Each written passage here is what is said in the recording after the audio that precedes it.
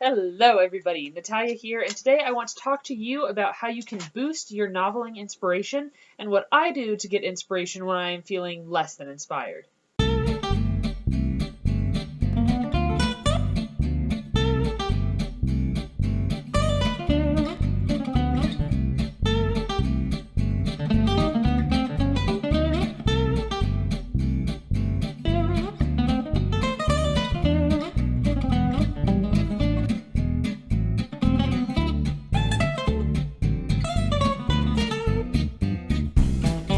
So when it comes to writing a novel, first I have to get some sort of inspiration for the story. It has to hit me, right? And for the first book that I ended up finishing, the first one that I wrote all the way through, I actually got an idea for it when I was listening to the soundtrack for the Hunger Games movie. It was a song called Come Away to the Water by Maroon 5 featuring somebody. And for Way of Spears, I got my inspiration when I was on a backpacking trip through Arizona with my dad.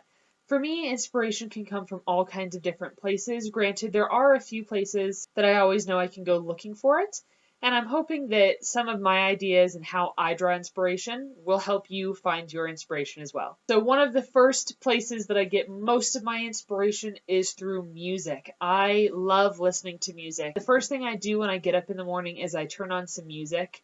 My music always fits my mood. Recently, it's been a little bit cloudy and rainy out, so I've been listening to a lot of Celtic music. Soundtracks also really help me with inspiration because I find that some songs with lyrics are great if the lyrics have something to do with the scene that you're writing or the characters that you're trying to portray. But sometimes all you need is that theme, a theme song, some theme music. So for Way of Spears, there are quite a few action and fighting scenes. So I like to listen to epic soundtracks. I actually have a CD soundtrack for the Xbox game The Witcher 2, Assassins of Kings, or Assassin of Kings. So I listen to that soundtrack whenever I'm writing the battle sequences, and it really gives me inspiration, gets me in the mood for fights. I do have a warning though. I listen to my music very loud when I'm driving, and I start seeing scenes of my characters in my head, and that can get dangerous. So pay attention while you're on the road, okay? Good. My next method for drawing inspiration is exercising.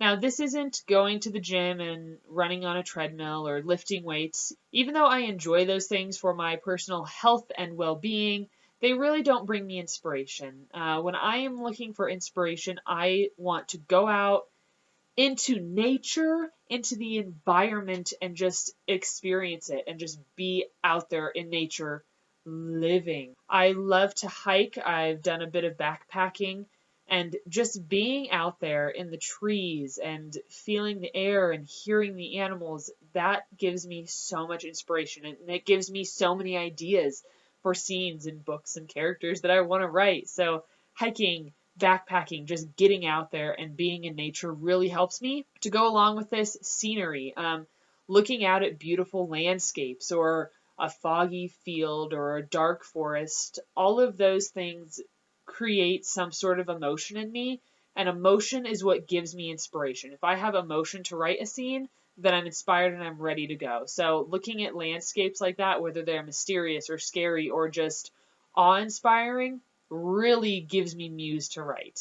The next place I draw inspiration from is art. Now, this could be artwork, music is an art form, books, movies, any sort of storytelling.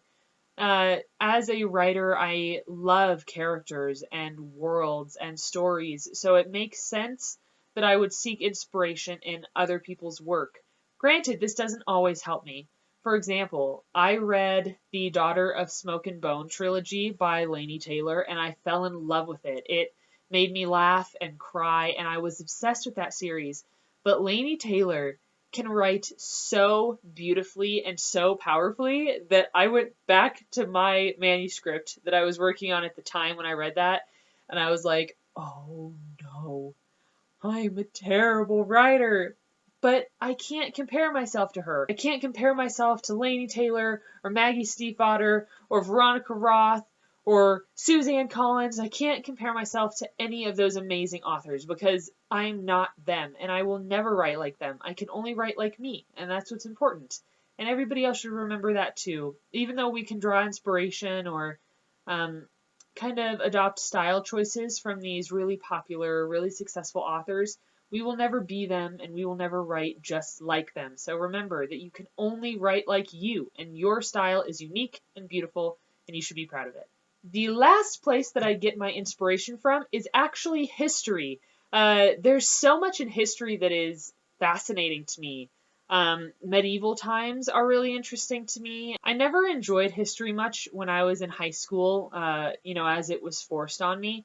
But as I'm getting older, I'm getting more and more fascinated with history and how the world we live in now kind of came to be and how it evolved from what it used to be.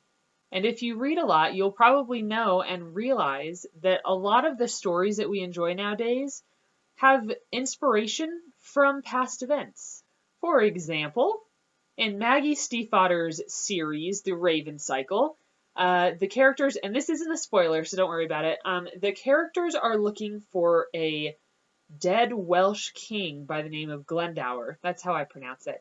And I'm in a Shakespeare class this year, and I was reading one of Shakespeare's plays, and Glendower, a Welsh king, appeared in the play. So while Maggie Stiefvater is putting her own amazing twist on it, Glendower is somebody from history. He's not somebody that she just made up.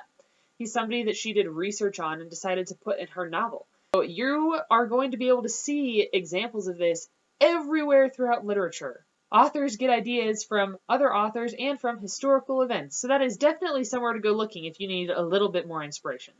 And if all else fails and you have no inspiration, you have to sit down and write anyway, because nobody else can do the work for you. I personally don't believe in writer's block. I believe that's us just struggling. Mew. So writer's block to me, it's a myth. It's just pure laziness, okay? So even if you have writer's block, you need to push through it. You can write even when you're not feeling inspired, and often the more you write, the more inspiration you will find within yourself and within your work. So I wish you all happy writing, and may the muse of creativity smile upon you. All right, bye.